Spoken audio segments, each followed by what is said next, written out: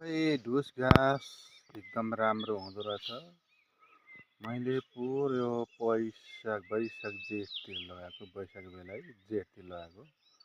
यो साल चाहिँ अहिले काट्नु हुने रहेछ। यस्तो भइरहेको छ घाँस, हेर्नुहोस्। तपाईँहरू पनि आफ्नो खाली जमिन र पशुपालन गर्नुहुन्छ भने यो ढुस घाँस लगाउनुहोस्। ढुस घाँस भन्छौँ हामी चाहिँ, तपाईँहरूकोतिर यो घाँसलाई के भन्छ होइन। ठुला ठुला रुख चढ्नु नसक्ने बारीहरू खाली भएको ठाउँमा, पाखो बारीहरू एकदम मलिलो बारीहरू खाली भएको ठाउँमा लगाउनु उपयुक्त हुन्छ ढुस घाँस। तपाईँहरूकोमा के भन्छ, हामी चाहिँ ढुस घाँस भन्छौँ। ल, एकदम राम्रो हुने रहेछ। अब यो साल चाहिँ काट्नु हुने बेला भइसक्यो। यो सालदेखि काट्नु, 1 वर्षमा काट्नु हुने रहेछ। एकदम राम्रो छ।